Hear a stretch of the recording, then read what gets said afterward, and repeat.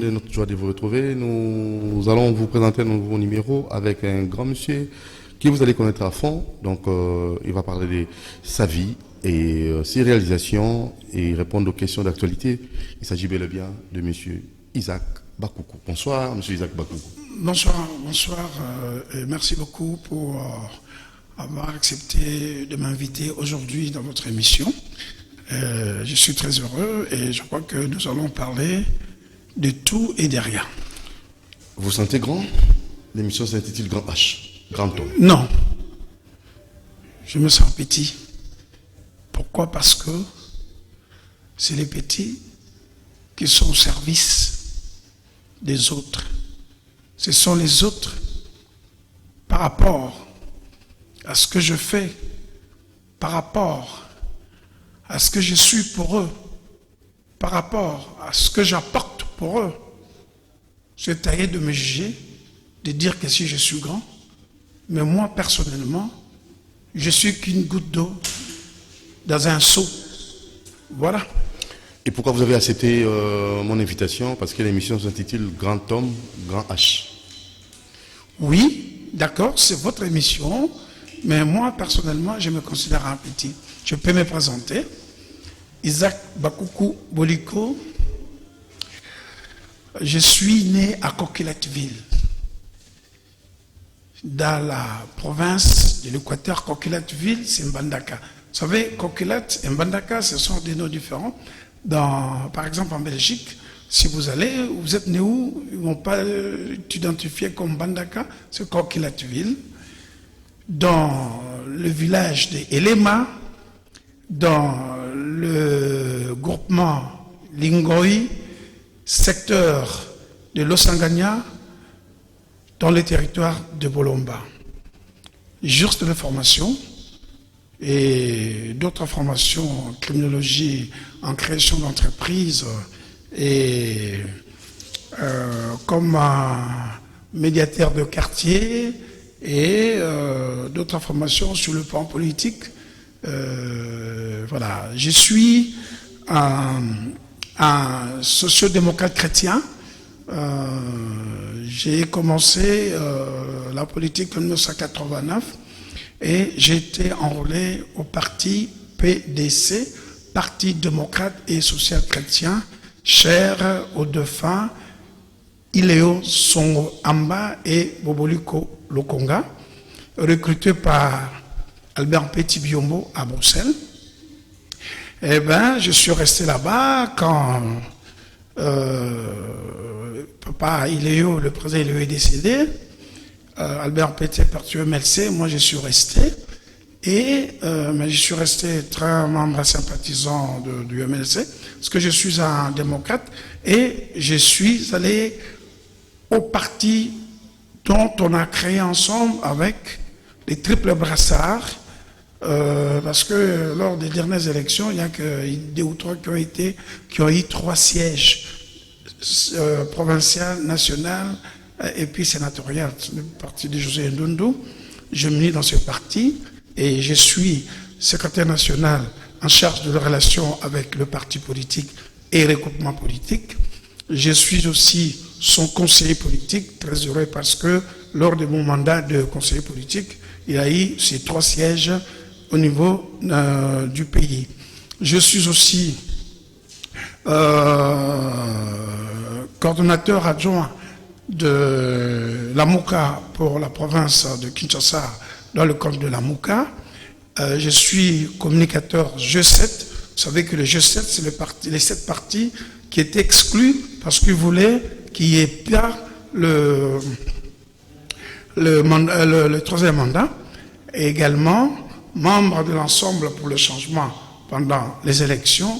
Et aujourd'hui, nous allons nous retrouver dans le grand parti de l'opposition qui est l'ensemble pour la République, dont Moïse Katumbi Tchapoué est le président. Malheureusement, nous avons perdu notre secrétaire général que vous connaissez bien, Pierre Lumbi.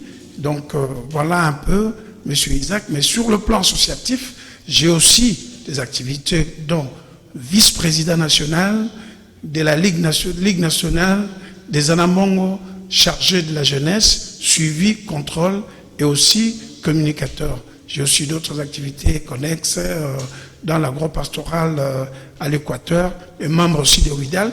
Donc voilà, en gros, c'est que M. Isaac, et sur le plan économique, je suis un petit entrepreneur dans le commerce général, dans l'import-export, dans l'hôtellerie et dans l'immobilier. En gros, nous pouvons disposer plus de 100 personnes que nous utilisons. Ça veut dire que nous avons aussi apporté quelque chose dans la société congolaise, parce que quand vous avez 100 personnes en Afrique, si vous faites x7, ça fait 700 personnes que vous nourrissez. Monsieur Isaac Bakoukou, votre préférence alimentaire? Pardon? Préférence alimentaire. Préférence alimentaire. Sachez que je suis Mongo, je suis Anamongo, et nous avons une spécialité culinaire très diverse. J'aime les liboké, des libongo ou des monzanda. Et marié, père de combien d'enfants? Célibataire? Bon, j'ai perdu un type comme moi. J'ai 4 enfants, des beaux garçons et des belles filles.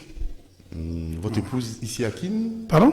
Votre épouse vit à Kinshasa ou bien? Souvent, très souvent. Parce que les enfants vont encore. J'ai une qui va encore à l'école, mais les 3 autres sont déjà des grands. Et les programmes télévisés que vous préférez? Pardon? Programmes télévisés que vous préférez très souvent? Programme télévisé national ou international? J'aime kiosque.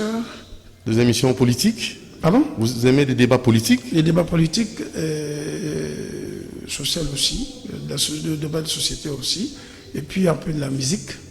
Quel genre de musique? Je suis de la génération de Wenge Musica. J'ai vécu à Bandal. Je suis de la génération de Wenge Musica, mais j'aime bien mon acteur préféré.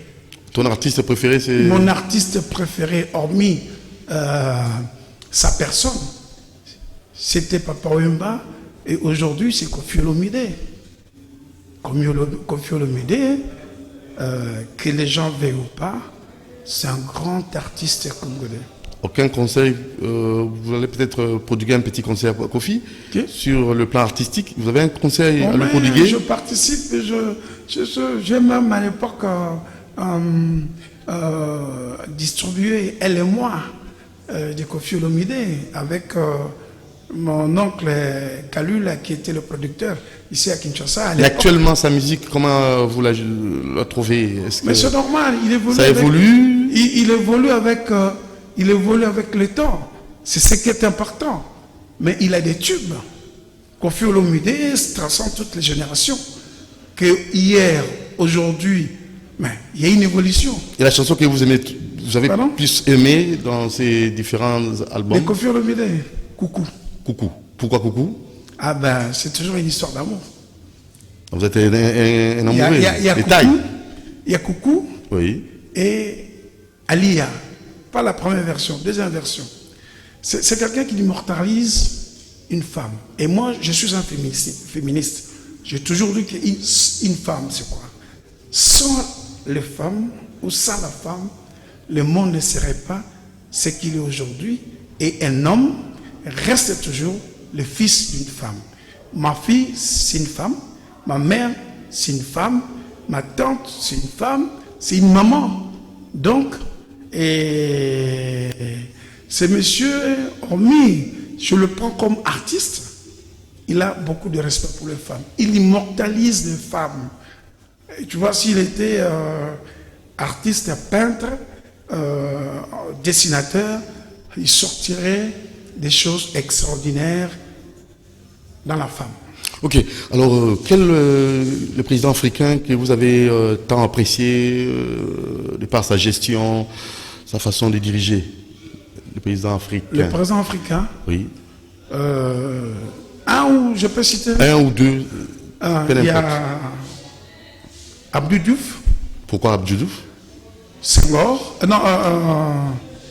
Mandela. Mandela d'abord, oui. Bon, j'ai eu quand même quelques rapports un peu personnels avec le président Ouad, les successeurs, parce que j'ai eu des amis qui étaient ses conseillers. Et un jour, j'étais à Dakar il a une association AAA, Afrique Aide Afrique, et un jour comme ça, il avait organisé une soirée pour vendre les cadeaux qu'il avait pour financer des associations caritatives. Alors, mon ami qui était son conseiller chargé de mission, Adamaba, le maire de Koloban, ceux qui connaissent la ville de Dakar, et son chef de cabinet, Maître Mboup, voire même son ancien directeur de cabinet, Idrissa Seck, on était là, et puis Adamaba me le présente, ah, ça c'est mon frère congolais, oh, j'ai eu du mal dans votre pays, et ce qui était particulier également, sa résidence se non-loin au point E, à côté de l'ambassade du Congo à Dakar.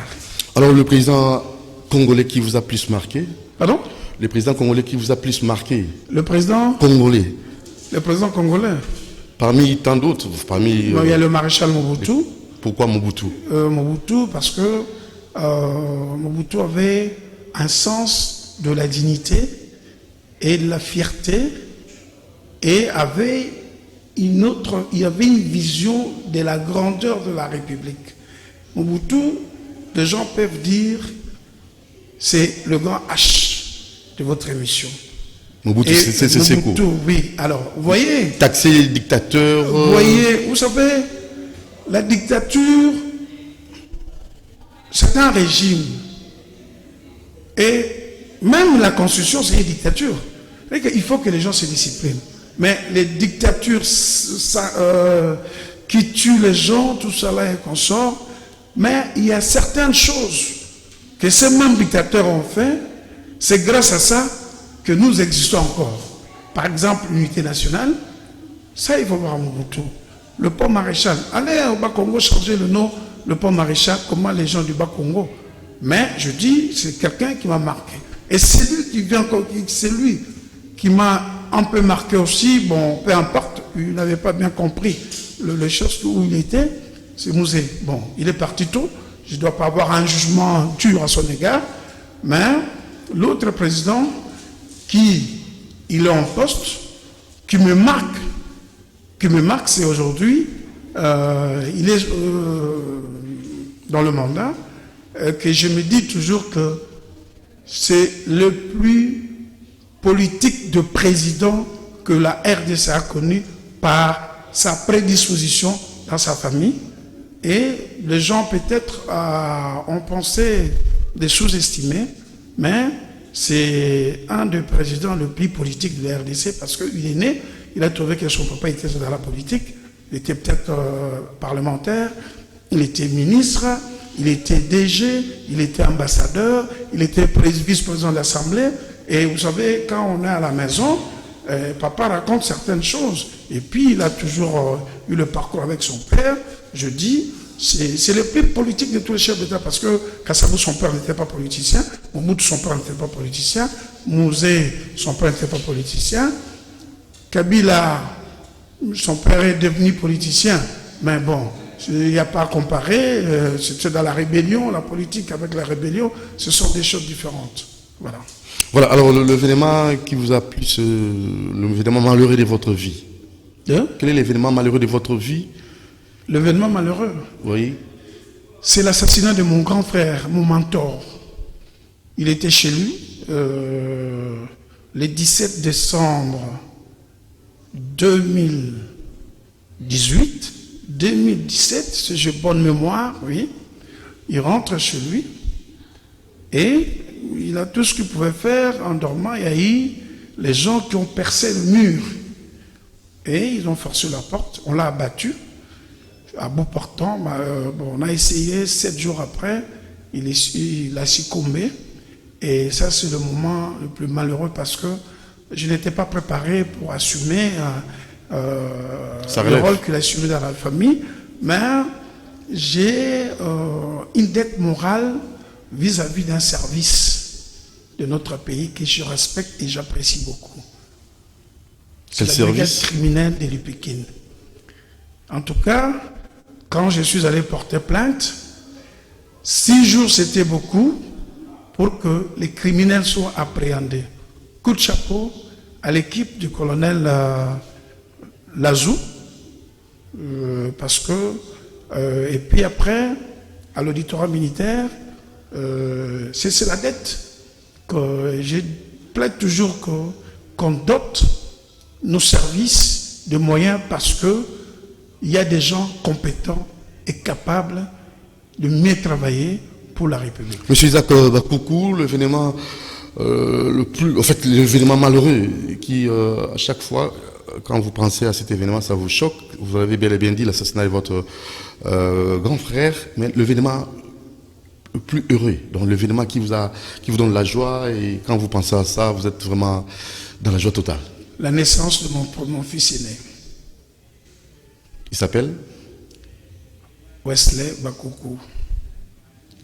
Alors, vous ne pensez pas qu'un jour vous deviendrez père, vous allez mettre au monde? Oui. Pourquoi on vous critiquait? On pensait que vous n'allez pas mettre au monde?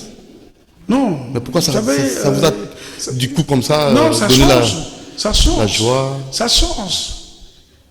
Vous étiez comme ça et puis vous allez ouvrir qu'il y a quelqu'un qui est né, c'est vous. Et puis on t'appelle papa. C'est un événement. C'est un événement dans la vie d'un être. Parce que quand on n'est pas marié, on n'est pas père de famille, on a des ambitions surmesurées. Mais quand on devient père, on devient mari, père, on ne peut pas agir comme si vous viviez seul. Donc, vous vivez en fonction de ceux qui sont derrière vous. C'est ainsi que je dis, c'est un événement. Aussi, les jours où j'avais obtenu mon diplôme d'État. Ça aussi, c'était un événement le plus agréable. C'était en quelle année? En 87. Ok. Mention avec combien de pourcents? Vous avez obtenu combien? À l'Institut du 14 octobre, deuxième promotion des humanités littéraires. Mais je suis le produit de l'Institut littéraire Kokolo. J'ai été formé à l'Institut littéraire Kokolo. Et comme dans nos pays, il y a de la discrimination en termes de formation, et alors il fallait aller dans une école où, avec vos capacités, vous pouvez décrocher votre diplôme, tout ça est construit par l'organisation. C'est la défaillance des écoles, des services publics qu'on a négligés pour certaines écoles privées. Très bien. Alors c'est parti pour cette rubrique, la dernière question d'actualité. Oui. La marche organisée par le Front congolais, le FCC, je ne sais pas. Comment vous jugez cette démarche? D'abord, il y avait la MOCA, après l'UDPS, la MOCA, après c'est le FCC. Très mal. Pourquoi? De marche en marche. Vous savez, quand vous marchez, vous revendiquez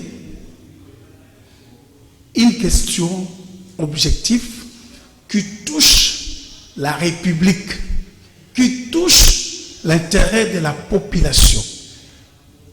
Et alors? Mais il revendique. Pardon? Il y a la dictature selon le FCC. Non, mais c'est plus grave. Le FCC a 80% de membres du gouvernement. Ils ont des ministères régaliens. La primature, la défense, les finances, qu'est-ce qu'ils ont encore? La justice. Ils ont beaucoup de ministères régaliens. Alors, l'article 90 de la Constitution dit que c'est le Premier ministre qui dirige. Je ne comprends pas celui qui dirige. Il conteste qui? Parce que celui qui doit gérer, c'est le FCC avec tous ses alliés, notamment le PPRD. Si nous avons des problèmes, mais c'est une marche d'aveu d'impuissance de gérer la République. Ils ont démontré au monde qu'ils ne sont pas capables de gérer. C'est ça. J'étais scandalisé. Par contre, l'UDPS, membre de la coalition, a estimé que les propositions de loi Sakata et Minakou ne correspondaient pas à l'aspiration de bon fonctionnement de l'institution et à l'aspiration sur la population. Ça, il n'y avait pas que les gens de l'UDPS qui ont... J'étais là. Et l'UDPS a marché avec les alliés et les citoyens. Parce que les gens revendiquent l'intérêt communautaire. La Constitution organise comment les institutions doivent être protégées. Et ils n'ont jamais protégé les institutions. Nous, la Mouka, nous avions marché pour la même raison, mais il y a eu une deuxième raison. La mauvaise nomination, l'entérinement de Rossar Malonda. Et nous voulions qu'il y ait la modification, l'innovation dans la loi électorale et qu'on puisse évaluer la CENI et qu'on puisse effectuer l'audit à la CENI. Vous exigez chaque année l'inventaire. Chaque année, l'inventaire dans les entreprises. Alors que les finances publiques ont des règles très particulières. Voilà notre revendication. Et je ne comprends pas le sens de la revendication de nos amis du FCC. Si je sais ils avaient quelque chose derrière la tête, mais aujourd'hui, ils sont devant un fait accompli. Et c'est pour nous distraire. L'État, le pays a besoin que le Premier ministre FCC puisse nous donner un programme de relance des entreprises, de la relance de l'économie de notre pays suite au Covid. Et que le président, le Premier ministre de FCC nous donne un programme comment endiguer les violences à l'est du pays, en Ituri, etc. Comment nos enfants vont reprendre l'école? Quelles sont les mesures palliatives qu'ils ont prises pour que ces enfants... Parce que nous ne pouvons pas déclarer une année blanche parce que nous avions déjà entamé 150 jours. Voilà les gens qui dirigent et ce qu'ils doivent faire. Et maintenant, nous sommes dans la démocratie, tout le monde peut quand même exprimer son opinion. Démocratie, c'est pas libertinage, démocratie, c'est pas démagogie, démocratie, c'est pas le populisme. La démocratie, démos, et produit vox populi. Si je suis ministre de la République, et je suis ministre de mes concitoyens. Je ne suis pas ministre de ma formation politique. Un premier ministre, un président de la République, tout ce qu'une parcelle de pouvoir dans ce pays, on les appelle les asexués. Ça veut dire quoi? Ce sont des gens qui n'appartiennent plus à leur famille politique, à leur famille biologique, mais ils sont à la disposition ou au service de la République. C'est ça la démocratie. On ne vient pas défendre les intérêts particuliers ou partisans parce que ceci, cela. Non. La démocratie, c'est les règles. La démocratie, c'est le respect des textes, la constitution, les arrêtés, les décrets, les lois, les édits et les règlements. Et réclame, il pense que le président de la République essaye comme ça de ne pas respecter, il ne respecte pas la Constitution. Et ils ont même parlé il y a un bras de fer entre le Premier ministre et Ilukamba suite à la nomination dans l'armée. Voilà.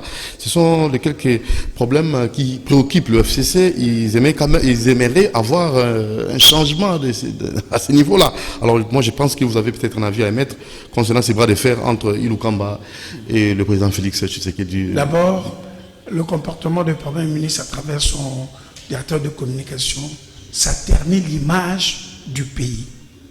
Et ça condamne le pays en ce qui concerne les futurs investisseurs. Un investisseur ne viendra pas au Congo avec cette dichotomie. Et le Premier ministre, c'est le collaborateur du chef de l'État.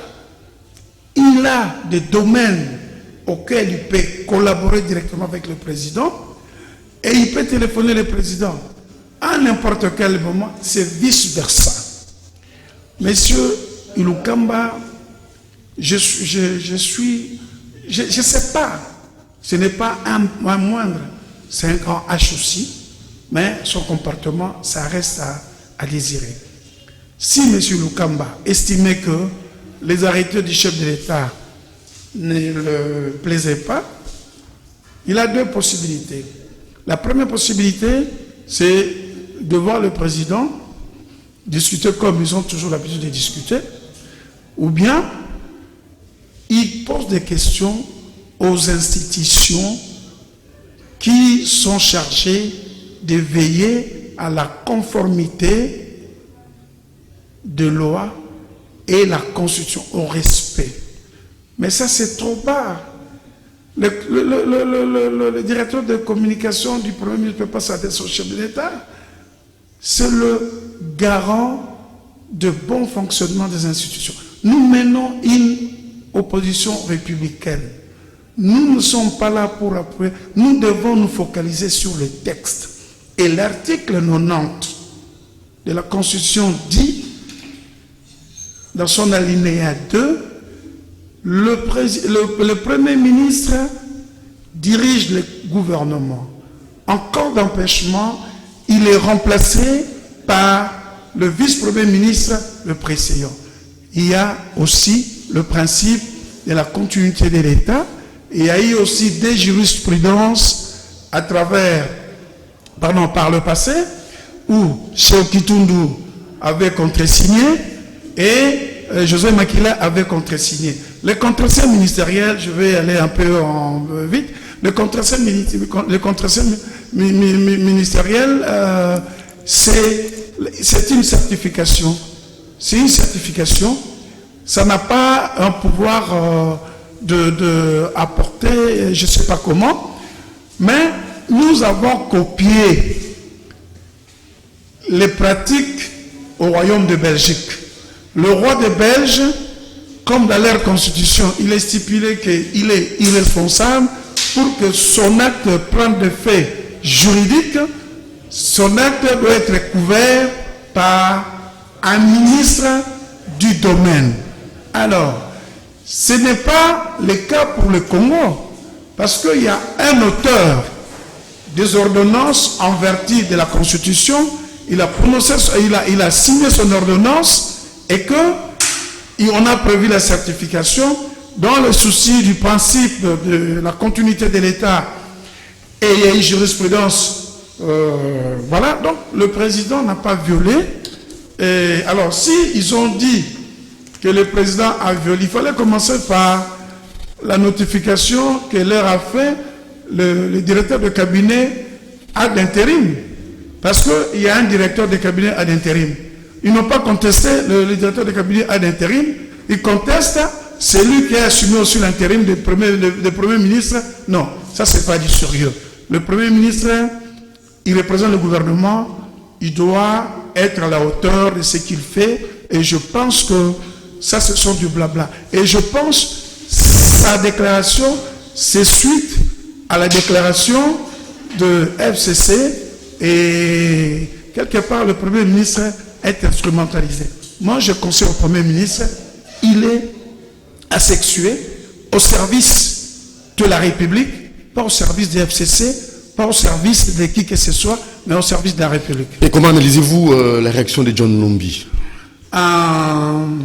C'est regrettable.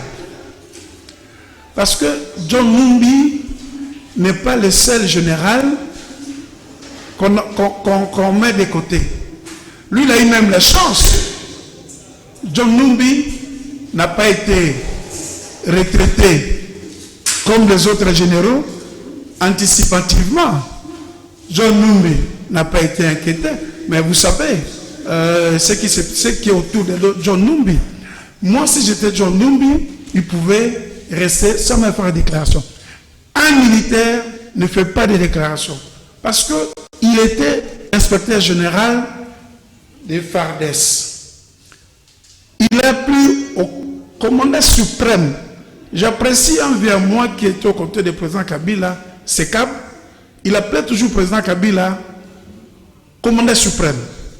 Il a plus au commandant suprême de faire les aménagements. Mais il est à la disposition de l'armée et à la disposition du commandant suprême. Qu'est-ce que nous savons? Nous ne sommes pas dans le pensée des chefs de l'État. Peut-être le chef de l'État voulait. Il a d'abord dit que le chef de l'État appréciait son travail et tout ça et consort. Mais des sorties intempestives, ça change parfois le projet que le président de la République avait vers lui. Mais il y a des gens qui ont quitté l'armée injustement. Jeu des cas. Le colonel Bolola, les chevilles ouvrières de la guerre civile, a été retraité à 48 ans, alors qu'un militaire est retraité à 65 ans. Les plus récents, le général Ondekande, à 58 ans,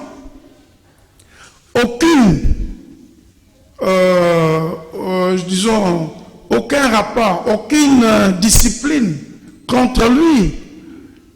Il est mis à la retraite, alors que pour que tu sois à la retraite, tu dois avoir 65 ans. Il a 58 ans. Pour aller à la retraite, ça doit être anticipé, demandé par vous-même ou pour des raisons de santé. Et quand vous devez aller à la retraite, le chef d'état-major général des forces armées élabore une liste des généraux éligibles. Et le général Mbala a une liste qui avait élaborée jusqu'en 2023, les généraux éligibles. Le général Ondekane n'était pas là. Il y a des généraux qui sont sortis à la retraite jusqu'à aujourd'hui. Les blessés de guerre, le veuve des militaires, il y a des problèmes. Mais John Lumbi n'est pas le seul général qui peut être à côté et puis commencer à parler.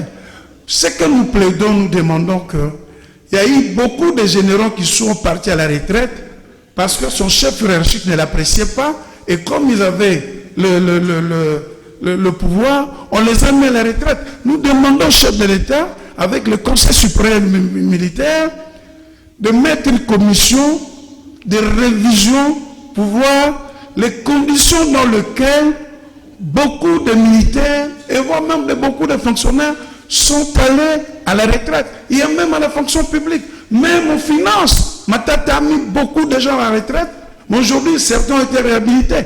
Aussi on peut parler de la magistrature. Il y a certains magistrats qui ont été révoqués et l'État a été condamné. La Cour africaine a demandé que le gouvernement congolais prenne des excuses, qu'il réintègre tous ces magistrats dans la magistrature. Jusqu'aujourd'hui, ça ne se fait pas. Alors, si le président de la République, il veut changer les choses, il n'est pas allé chercher des gens de l'extérieur. Il a parlé avec les conseils suprêmes. Mais ça va impacter sur cette sécurité à l'Est, les frontières apparemment poreuses. C'est pas est-ce que cette nomination va impacter sur ces problèmes que nous avons, l'insécurité et tout ça? Mais vous savez, il faut toujours commencer quelque part. Vous savez pourquoi les Américains prêtent de l'argent aux faillis que ceux qui débutent? Parce que le failli, il sait là où il a trébuché. Et le président de la République a pris les généraux, il les a permis. Il a pris sur le plan technique. Ce n'est pas il s'est levé aujourd'hui, Maman Denise, non. Il a réuni le Conseil supérieur de la défense.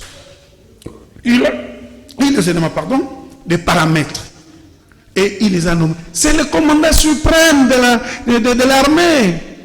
Il n'y a pas un commandant suprême de l'armée en RDC, en dehors de Félix Antoine Tshilombo Tshisekedi, président de la République de la RDC. C'est le premier magistrat et c'est le premier commandant suprême de la République. Voilà. Alors, changeons de cap maintenant, là, nous allons chuter parce qu'il y a un dossier au niveau de la justice, c'est pas si oui, effectivement. Quelques préoccupations sur les comportements des autorités. Nous sommes de l'opposition républicaine. Nous sommes d'abord des victimes. Nous avons été dédoublés. Et les magistrats n'ont rien fait. Et si le président Tshisekedi d'aujourd'hui a voulu renouveler, permettre la magistrature, c'est une bonne chose. Nous avons été dédoublés. Baït aujourd'hui, il est dédoublé. Les magistrats n'ont rien fait. Ces magistrats qui sont aujourd'hui, ils doivent comprendre que... Donc, il faut une certaine réforme au niveau de la magistrature? Bien sûr, mais les ordonnances, il a changé les magistrats. Et les magistrats disent, tout le monde dit que non, c'est la justice qui élève une nation. Un pays dit démocratique ne peut pas fonctionner sans la justice. Je vais vous donner 3 cas rapidement. Des délits de justice qu'à un moment donné, les magistrats doivent être poursuivis et vont même convoquer pour qu'ils soient les renseignants. Je donne un exemple. Vous voyez les banques. Les banques sont entre les clients, il y a un problème de confiance. Il y a une dame, banque à bêta échec. Ok, aux clients, aux crédit. Il a contracté un prêt crédit hypothécaire. Alors, tous les 2 contrats, 400 000 $. Dans une maison, on a venu Ouvira, na Gombe. À qui n'a compte, à mon a 20 000 $ et bimi. Non, Yoka, 20 000 $ et bimi.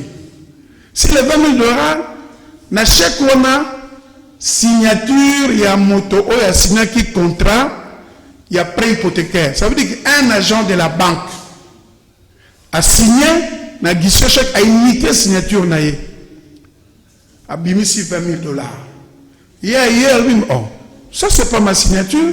A se précipité à qu'il y ait une police scientifique na biso pour na certifier ce qui signature. Police scientifique na biso a certifié que signature les a été.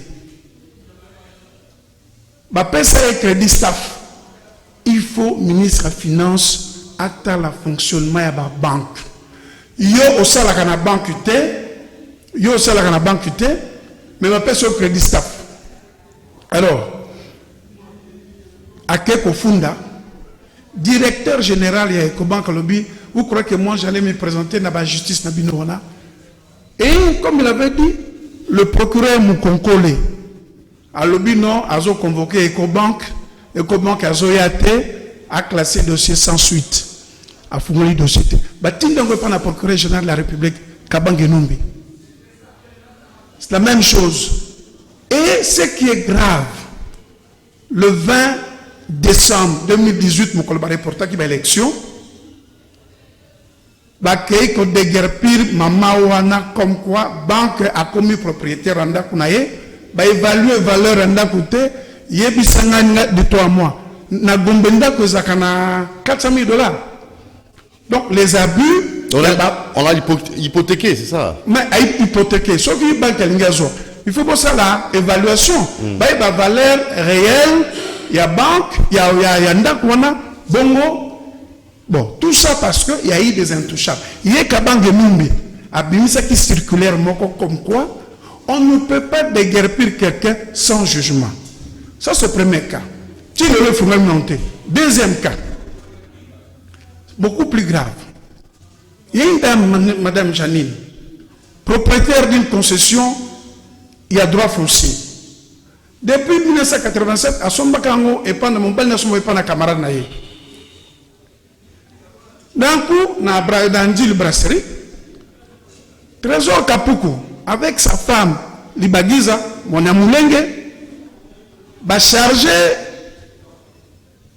conservateur, comme quoi, pas un voisin. Il y a 80 hectares, Madame Janine Azana, 20 hectares. Oh, Yoka Maguya, certificat de Bunga. On a l'État, n'a mis Soki certificat est bungi. Le certificat est la place à Batumbalé. Et pas le propriétaire ou et pas il y a conservateur. Ce conservateur a bungi sango a sali a ebisu pour le basal ou propriétaire a sali ango. Ba nile basali certificat mususu et certificat ba octroyer le pangwana et pas na Trésor Kapuku na mose Libagiza ou ya monia mulenge. Pour terminer, on va terminer. Il y a encore 2 minutes. Parce que ça va abus. On a besoin de perdre babandako, l'icolo ba banque, l'icolo ba to ba beni ba intouchable. Il faut qu'on nous conduise aïe ba indengeleki. Qu'est-ce qui s'est passé?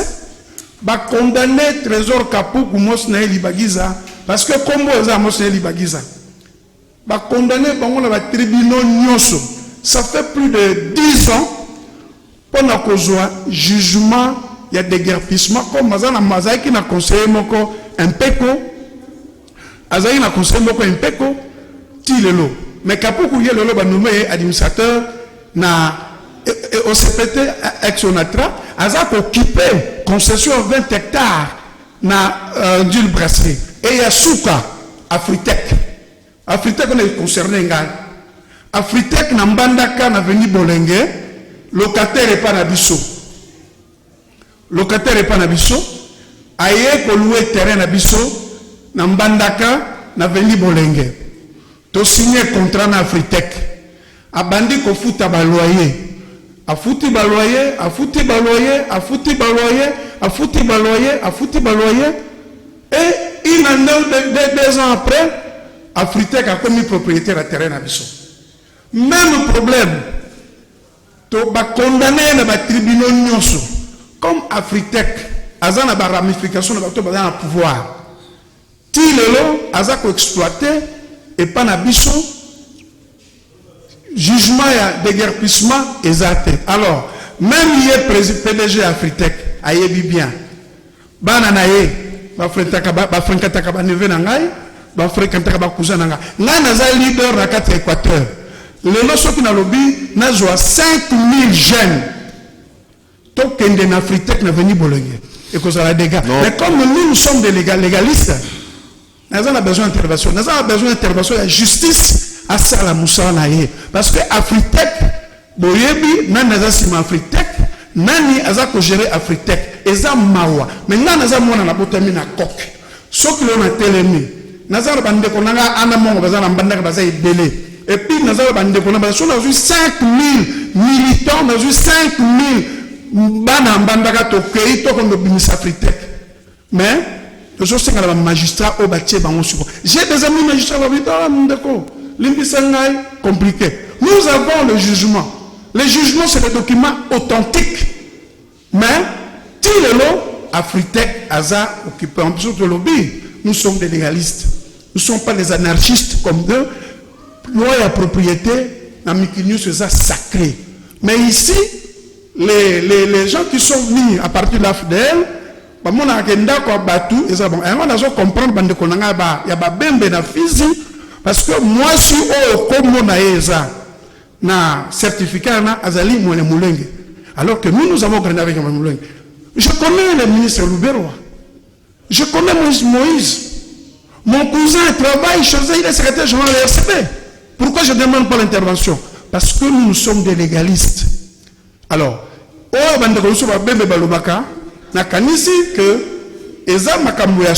que tu ne peux pas venir prendre un bien appartenant à autrui.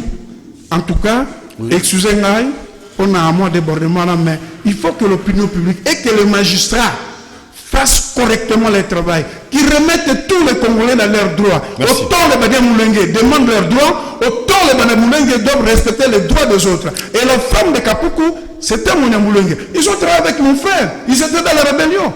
Mais je suis allé voir personne, c'est mon héritage. Merci. Je suis allé voir personne, mais moi, c'est le droit et les magistrats. Et je plaide que les magistrats reprennent leur autonomie et leur indépendance. Lever de l'état d'urgence égale fin de la pandémie Covid-19. Complètement. Je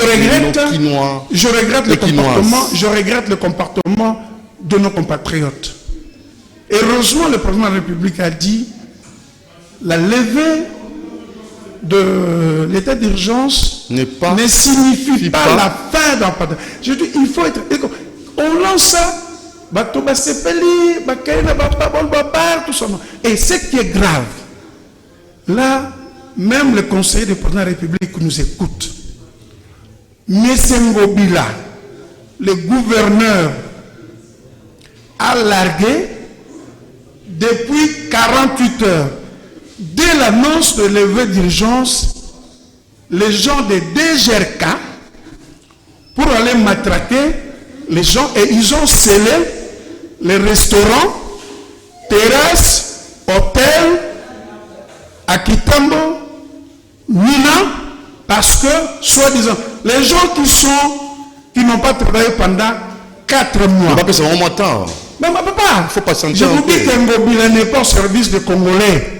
Ngobila n'est pas au service de... Tu sais, quelqu'un qui est gouverneur, c'est un municipaliste, il doit développer une politique de Mais il n'y a pas moyen qu'on puisse avoir un mois de temps. Non, ce sont les choses qui se négocient. Ngobila, tel qu'il est là, pour avoir des recettes, c'est lui qui a pris l'arrêté. Qu'on ferme les bars, qu'on ferme les restaurants. Et ces gens-là ont déjà des problèmes avec le bailleur. Ils ont des problèmes avec le personnel. Et avec quoi aujourd'hui Ngobila se permet, alors que son directeur général a détourné 2 milliards. Vous n'avez pas de preuves. Non mais, avec des preuves. Ça c'est ce que nous avons entendu. Et le dossier est à la justice. C'est un de défense, c'est un dossier pénal. Comme vous l'avez dit, il y a la preuve. Mais ce que nous avons entendu, c'est ça que je dis, Ngobila ne prend pas de décision, il prend des décisions antisociales. Comment allez-vous expliquer? Donc, ici à Gombe, il y a des gens qui ont des loyers de 1000, 2000, 3000.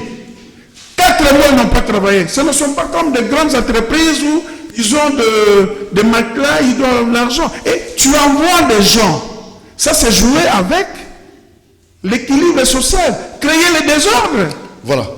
En tout cas, on va vérifier toutes ces informations à la source. Merci beaucoup, Isaac Bakoukou. C'est moi qui vous remercie. Il faut nous mettre, donc même les députés, ce sont les Quinois qui vous votent. Comment vous pouvez matraquer les Quinois? Aujourd'hui, l'économie ne fonctionne pas. Ngobila doit nous donner un plan. Je lui demande d'abord, je lui conseille d'abord de convoquer le bourgmestre de Barumbu et le bourgmestre de Kinshasa à travers les administrateurs des marchés qui mettent de l'ordre. Ils ne respectent même pas la propriété des gens. Ils vendent des tables en désordre. Voilà, on va y revenir plus prochainement parce que nous sommes arrivés au terme de notre émission. Je vous remercie. Alors, je ne suis pas grand H, mais un petit H. Je suis petit H et au service, et ils doivent apprendre que la Mouka est ensemble pour la République mènera une opposition républicaine. Merci beaucoup. Parce que nous étions victimes, comme vous le savez, notre président Moïse Katumbi était victime de l'injustice, de l'intolérance, et qu'aujourd'hui, le président Fachi, il a parlé de l'instauration de l'état des droits, et nous voulons réellement un état des droits. Merci. Alors la rediffusion demain samedi à 9h10. Doudou Montir vous remercie. Merci à l'équipe technique, Moro à la réalisation, la coordination c'est bel et bien les Kabongo. Merci à Bruno Nzinga et à Christian Banjolo, Kifoudier, merci. Fiston Atunga, Romain Makonde de la programmation. Vous voulez être reçu? Contactez-nous au numéro plus 243 89 61 52 634 plus 243 89 61 52 634 et vous serez reçu comme Isaac Bakoukou, grand H, et pourquoi pas vous. Abonnez-vous massivement si vous m'en tirez.